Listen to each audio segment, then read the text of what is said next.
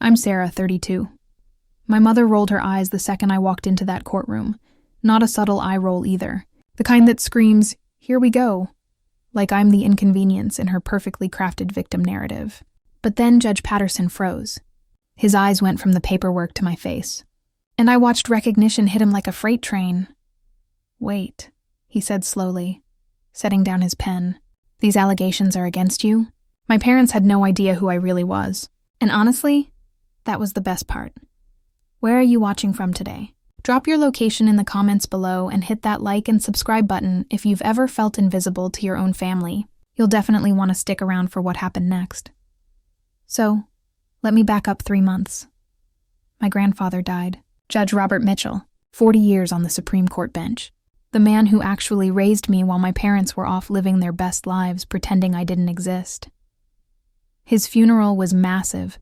Every judge, attorney, and politician in the state showed up to pay respects. I delivered the eulogy. My parents sat in the back row, arrived late, left before the reception. Classic Laura and Kevin Thompson behavior. I hadn't seen them in over a decade.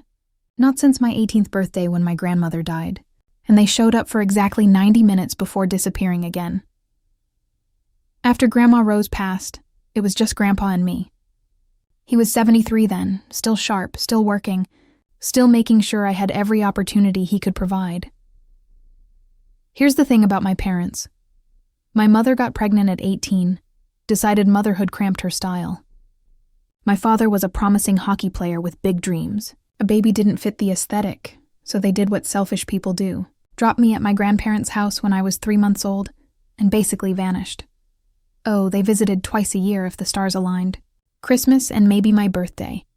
Laura would show up wearing designer clothes, kiss the air near my cheek, and spend the entire visit critiquing how Grandma was raising me. Too soft, apparently. Meanwhile, Kevin avoided these visits entirely because Grandpa called him out for being a deadbeat, so I watched my father on TV instead. Every time the Bruins played, Grandpa had the game on, not because he cared about hockey, but because he wanted me to know my father existed somewhere. Even if he chose not to exist in my life, I never felt like I was missing anything. Though, Grandma Rose and Grandpa Robert gave me everything. Real love, the kind that shows up. They were at every school play, every soccer game, every debate competition. They were my parents in every way that actually matters.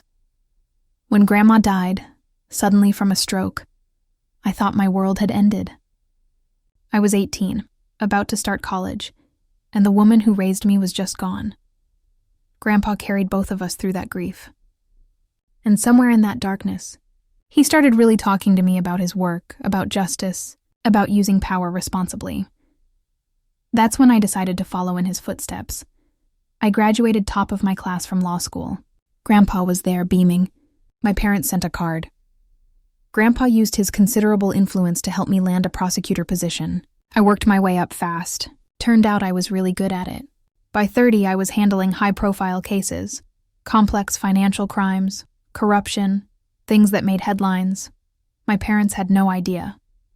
They thought I was probably working some boring office job, if they thought about me at all. Grandpa retired when I was 27, said he'd done his part. But really, he wanted time with me while he could. We had dinner every Sunday. Sacred. He taught me everything about reading people, courtroom strategy, maintaining integrity when everyone around you is compromised. When he died at 87, peacefully in his sleep, I felt that familiar emptiness return. But this time I wasn't a lost 18-year-old. I was 32, and I had become exactly who he raised me to be. The will reading happened 1 week later. I expected maybe some books, his watch, personal items. What I got was everything. The house, investment portfolio, savings, life insurance, $3 million. Everything he spent decades building, he left to me with one very specific provision in a sealed letter. "My dearest Sarah," it began. "You are reading this because I am gone, but my love for you continues. You are the greatest joy of my life. I leave you everything because you earned it. Not through blood, though you are my blood, but through showing up. Through loving me and your grandmother, when others could not be bothered. Your parents made their choice long ago. This is mine. Be strong, my girl," I cried reading that. Not sad tears, validation tears. The attorney handed me another envelope. Documentation. Bank statements showing Grandpa gave Laura $3,000 monthly starting when I was a baby, continuing for over 20 years. More than $800,000 total. Emails from her asking for more. Texts promising to visit and then canceling. Letters from Kevin requesting money for failed business ventures. A paper trail of their neglect and their greed. Your grandfather anticipated they might contest this, the attorney said. He wanted you armed with proof. Smart man, because exactly 30 days later, my attorney called. Laura and Kevin filed a lawsuit claiming undue influence, saying Grandpa was incompetent, that I manipulated an old man, that they deserved their share. I actually laughed. I was in court prosecuting a securities fraud case when I got the message. The irony, they assumed I was still that abandoned baby, that I'd be easy to intimidate. They had no idea I'd spent the last decade prosecuting people who thought they were above the law. They had no idea their father-in-law had prepared me for exactly this moment. And they definitely had no idea who Judge Marcus Patterson was. Which brings us back to that courtroom. That moment of recognition. Judge Patterson had been Grandpa's clerk 23 years ago, before he became a judge himself. He knew exactly who I was. He knew I was a senior prosecutor. He knew what Grandpa meant to me. And he knew the people suing me were the same people who couldn't be bothered to visit a dying man. My mother's attorney stood up. Some guy named Gerald Foster who specialized in exploiting emotional arguments when facts weren't on his side. Your Honor, before we proceed, I need to disclose that I had a professional relationship with Judge Mitchell. If either party objects to me hearing this case, speak now. I watched Foster whisper frantically with my parents. Laura looked nervous. Kevin looked annoyed. Finally, Foster stood. No objection, Your Honor. Big mistake. Judge Patterson nodded. Then let's proceed, Mr. Foster. Your opening statement. And that's when things got interesting. Foster launched into his fiction. He painted Laura as this devoted daughter cruelly separated from her loving father by manipulative grandparents who poisoned the relationship. He described me as calculating, someone who isolated an elderly man and positioned herself as his sole caregiver to secure an inheritance. Judge Mitchell was suffering from profound grief after losing his wife of 60 years, Foster argued, his voice dripping with synthetic sympathy. He was vulnerable, depressed, and the defendant exploited that vulnerability. She manipulated him into believing she was the only one who cared. This will doesn't reflect Judge Mitchell's true wishes. It reflects Sarah Thompson's calculated campaign to inherit his wealth. I kept my face neutral, but inside I was cataloging every distortion for the cross-examination to come. David, my attorney, stood for our opening. He didn't need dramatics. The facts were damning enough. Your Honor, this case is simple. Judge Mitchell was brilliant, careful, and intentional. He left his estate to the person who earned it through 32 years of consistent love and presence. The evidence will show the plaintiffs received over $800,000 from him during his lifetime, while barely maintaining contact. Meanwhile, Sarah Thompson showed up every single day. Judge Patterson looked at Foster. Call your first witness. The plaintiff calls Laura Thompson. My mother stood, smoothing her conservative black dress. She dressed for sympathy. Minimal makeup, hair pulled back. She looked like the grieving daughter, almost convincing if you didn't know better. She took the oath and sat down. Foster approached with practiced gentleness. Mrs. Thompson, describe your relationship with your father. Laura's voice wavered. He was everything to me, my hero. When my parents died in a car accident when I was 8, he and my grandmother took me in, raised me, gave me a home. True so far, but convenient omissions were coming. And when you had Sarah, what was your father's involvement? He was so excited to be a grandfather, Laura said, dabbing at her eyes. Where did that tissue come from? Was she carrying it specifically for this performance? He wanted to help. I was so young, just 18, still figuring out my life. When he offered to watch Sarah while Kevin and I got established, I thought it was temporary. Temporary. Interesting spin. Foster nodded sympathetically. But it became permanent? Yes, Laura said, voice breaking. They kept her. Made it seem like Kevin and I were bad parents for wanting careers. Made me feel guilty every time I couldn't visit. They turned my daughter against me. I kept my expression blank, but mentally I was shredding every word. David glanced at me. I gave a slight nod, I was fine. Let her dig herself deeper. After your mother passed away, did your relationship with your father change? Foster continued. He withdrew, Laura said. Became cold. Blamed me somehow for not being there enough. But I tried. I called. I visited when I could. He pushed me away and held Sarah closer. Judge Patterson was taking notes, expression unreadable. When did you learn about the will? After the funeral, Laura said. I was grieving, and then I found out he left me nothing. Cut off the monthly support he'd been giving me. Gave everything to Sarah. I was devastated. It felt like a final rejection. Foster turned to the judge. We contend Judge Mitchell was unduly influenced by the defendant, that she isolated him, manipulated him when he was vulnerable. This will doesn't reflect his true intentions. David stood. Objection. Counsel is testifying. Sustained, Judge Patterson said. Ask questions, Mr. Foster. No further questions. Judge Patterson looked at David. Cross-examination? Yes, Your Honor. David stood and approached my mother without smiling. Professional, direct, deadly. Mrs. Thompson, you were 18 when Sarah was born? Yes. And you voluntarily left her with your parents when she was 3 months old? It wasn't like, yes, but thank you. Yes or no? David pulled out a large calendar. Your father kept meticulous records. According to this, you visited 4 times in Sarah's first year. Christmas, Easter, her first birthday, and 1 random Saturday in July. Accurate? Laura's face flushed. I was dealing with a lot. I was young. I was trying to support Kevin's career. Of course, let's discuss that. Your husband was a professional hockey player making substantial money, correct? Yes. According to tax records, he made over $2 million during his career. Yet you still required monthly financial assistance from your father. We had expenses. Expenses that $2 million couldn't cover? David pulled out bank statements. Your father gave you $3,000 monthly starting when Sarah was an infant, continuing for over 20 years.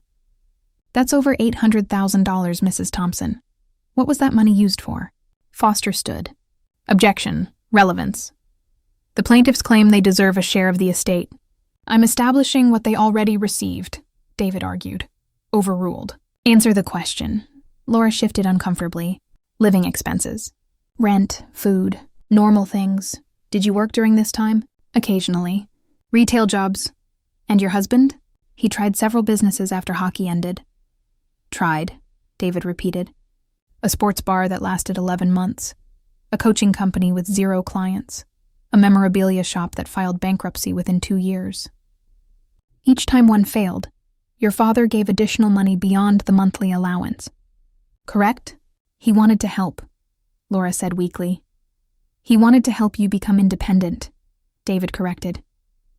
But you became dependent instead. In the last 10 years of his life, how many times did you see your father? I don't know. Several times. David pulled out another document. According to his calendar, 8 times in 10 years.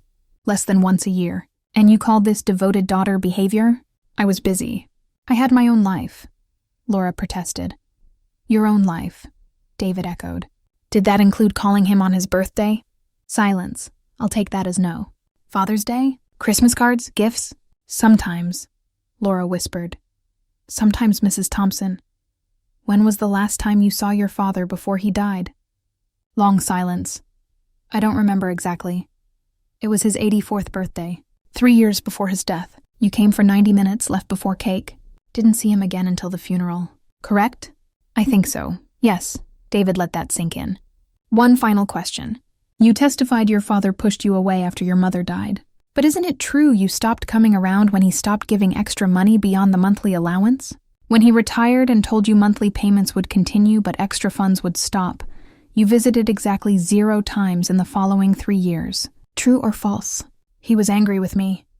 Or you had no use for him anymore, David said quietly. No further questions.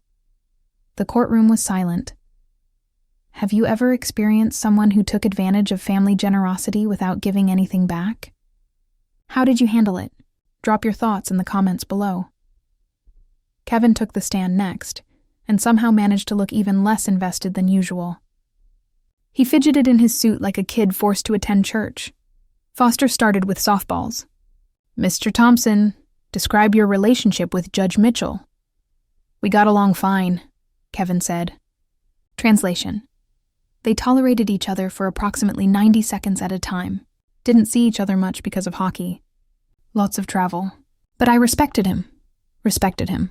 That's rich, coming from someone who avoided entering the man's house for 2 decades. Foster walked him through the same victim narrative. How they tried to be involved.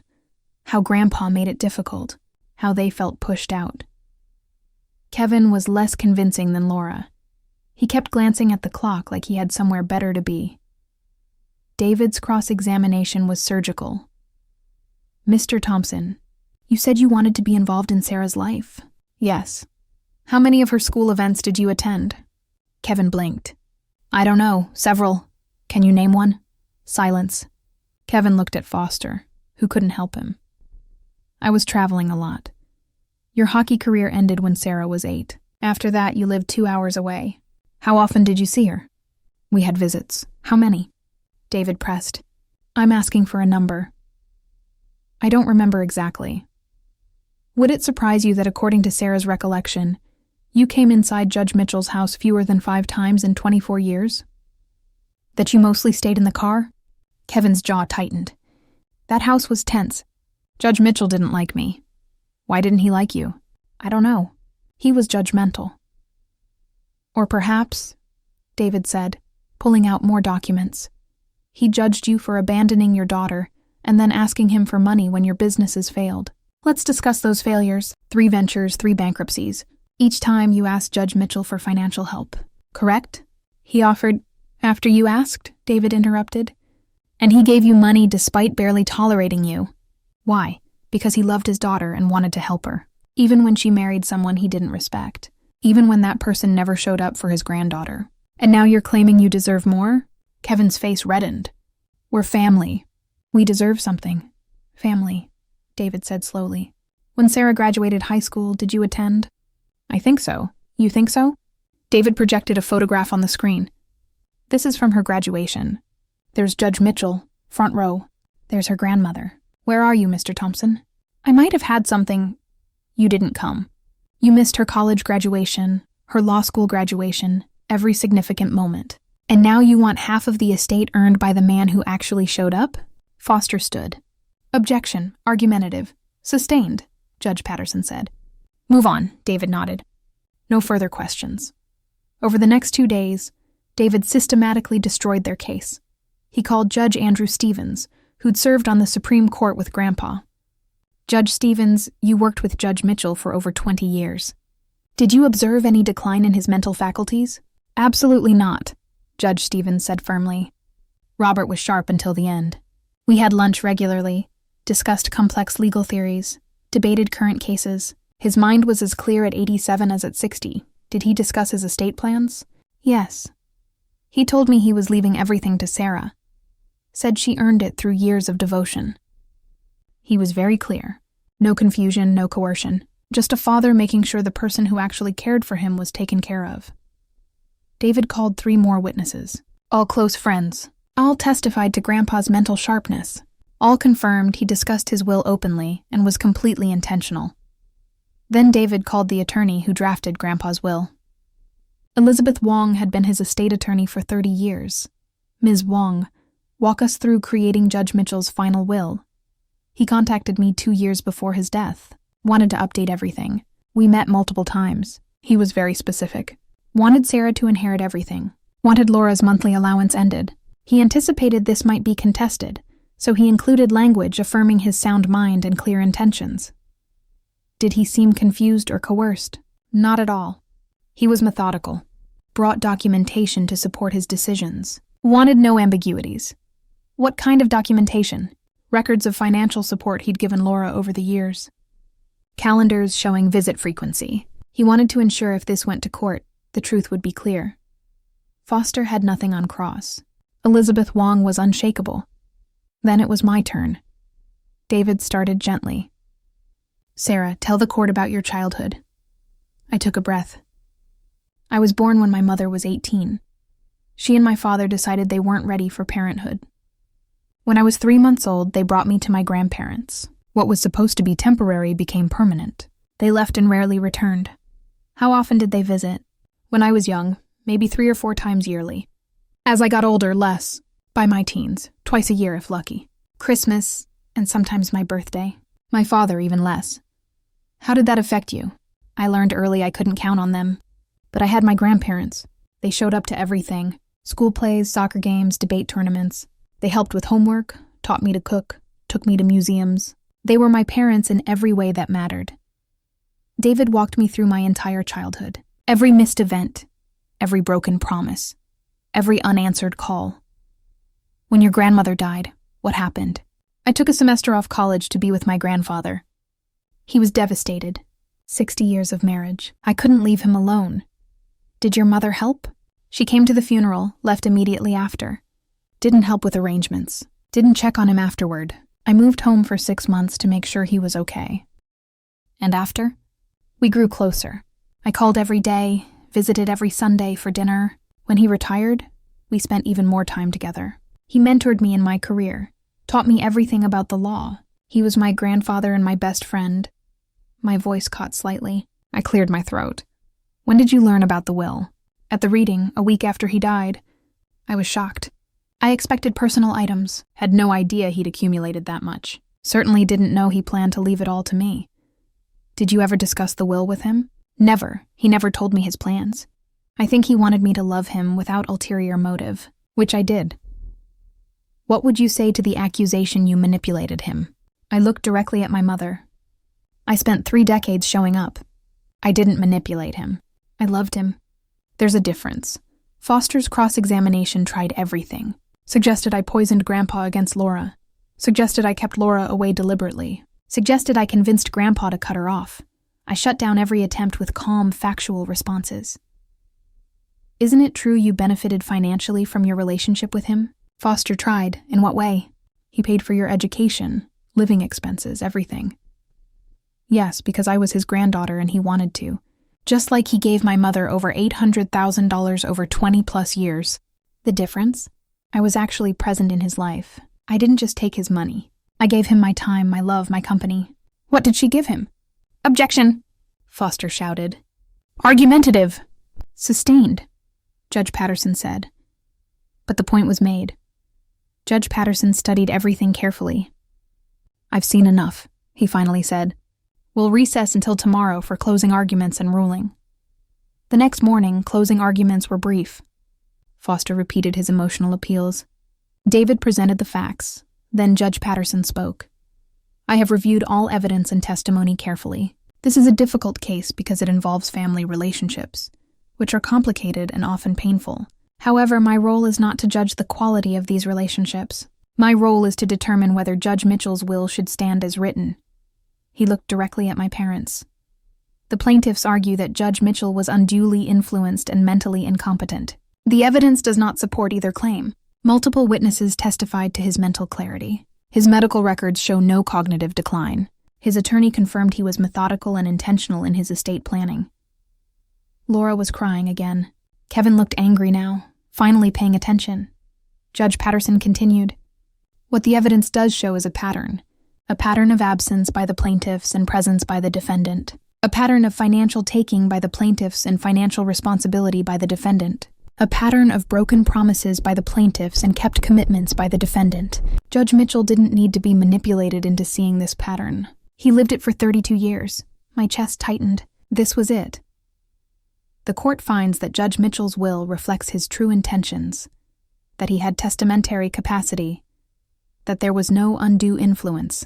The will stands as written. The plaintiff's petition is denied. Laura let out a sob. Kevin swore under his breath. But Judge Patterson wasn't finished. Furthermore, I am awarding attorney's fees to the defendant. The plaintiffs brought this case without merit, causing unnecessary expense and emotional distress. They will bear the costs of this litigation. Foster stood quickly.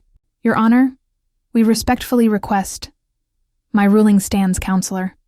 The gavel came down with a sharp crack that echoed through the silent courtroom. We're adjourned. It was over. Just like that. 32 years of neglect couldn't be erased by a lawsuit. 32 years of love couldn't be invalidated by greed. Grandpa's final wishes would be honored. And better yet, my parents would have to pay for the privilege of losing. As we gathered our materials, my mother approached. Mascara streaking her face. "Sarah, please. Can we talk?" I looked at her. Really looked at her. She was crying. Makeup smeared. Looking older than her 50 years. For a moment, I almost felt something. Not sympathy exactly. More like pity. "There's nothing to talk about, Laura." "I'm your mother," she said desperately, reaching for my arm. I stepped back. "You're the woman who gave birth to me." My mother was Rose Mitchell. My father was Robert Mitchell. They earned those titles by showing up. You're just Laura, a stranger who took my grandfather's money for 30 years and now once more. "Please," she whispered. "I made mistakes, but I'm still your mother." "No," I said firmly. "You had every chance to be my mother. Every birthday, every Christmas, every Sunday for 32 years. You chose not to show up. You don't get to claim that title now just because there's money involved." She tried again to reach for me. I stepped back further. "Don't contact me again. Don't call. Don't show up at my house. Don't send letters or emails. We're done. We've been done since I was 3 months old. This just makes it official." I walked out of the courtroom with David. Behind me, I heard Laura sobbing, Kevin's angry voice telling her to pull herself together. But I didn't look back. Not once. For the first time in my life, I felt completely free. The first thing I did after leaving the courthouse was visit Grandpa's grave. I sat on the grass next to his headstone, next to Grandma's. The tulips I'd planted months ago were blooming. "We won," I said quietly. "They tried to take it, tried to rewrite history. But the truth came out. Your wishes will be honored." The wind rustled through the trees. I like to think it was him, acknowledging me, letting me know he was proud. I stayed there for a long time, crying a little, laughing a little, thanking them both for saving me when my parents couldn't be bothered, promising to honor their legacy, to use the inheritance wisely, to live the kind of life they'd be proud of. 6 years later, I became a judge myself. At 38, one of the youngest ever appointed to the bench in our state. On my first day, I wore Grandpa's judicial robe. It was too big, hung off my shoulders. But I didn't care. It felt like he was there with me. My first case was a child custody dispute, parents fighting over a 5-year-old. As I listened to testimony, I saw myself in that child. When it came time for my ruling, I spoke directly to both parents. This child didn't ask to be born into your conflict. This child deserves parents who show up, who put her needs before their own egos, who understand that love is demonstrated through action, not claimed through biology. I'm ordering joint custody with mandatory co-parenting counseling, and I'm appointing a child advocate to ensure this child's voice is heard. Because children remember who showed up for them. They remember who made them feel safe. They remember everything. Make sure what they remember is love, not war. After the hearing, my clerk said, "That was powerful, Judge Thompson." It was personal, I admitted. But true. 10 years after Grandpa died, I heard through a distant relative that Laura had died. Heart problems. Kevin sent a brief email. "Just thought you should know." I read it once and deleted it. I didn't attend the funeral, didn't send flowers. She was a stranger who happened to give birth to me. Her death didn't change anything. 20 years after Grandpa died, I was nominated for the state Supreme Court. At 52, one of the most respected jurists in the state. The confirmation was smooth. My record spoke for itself. I wrote opinions on parental rights, elder abuse, estate law. Every case informed by my own experience but grounded in precedent and principle. One opinion became particularly influential. A case about terminating parental rights where parents claimed they deserved another chance despite years of neglect. I wrote, "Parental rights are not absolute. They must be earned through consistent action, not claimed through biology alone. A parent who fails to appear, to support, to love their child forfeits the right to that title. The child's welfare supersedes the parent's desires." That opinion changed how courts in our state viewed parental rights cases. 30 years after Grandpa died, the state renamed the Supreme Court building after him, the Robert Mitchell Justice Center. I stood at the dedication ceremony, looking at his portrait hanging in the main hall. Justice Robert Mitchell was many things, I began. A brilliant legal mind, a champion of justice, a mentor to countless attorneys and judges. But to me, he was simply Grandpa, the man who saved me when no one else would, the man who taught me that love is demonstrated through action, not claimed through biology. I told the crowd about Sunday dinners, about chess games, about the way he made me feel like the most important person in the world. He could have said no when my parents abandoned me. He was in his 50s, planning for retirement, looking forward to easier years. Instead, he got a baby, then a toddler, then a teenager. He never complained. He just showed up, every single day. After the ceremony, I stood in front of his portrait for a long time. "We did it, Grandpa," I whispered. "Everything you hoped for, everything you believed I could be. I hope I made you proud." Now, at 62, looking back on my career, my life, my choices, I have no regrets. I honored the people who deserved honor. I fought for the principles they taught me. I used every gift they gave me, not just the money, but the values, the strength, the example. Family isn't who shares your DNA. Family is who shows up every single day for a lifetime.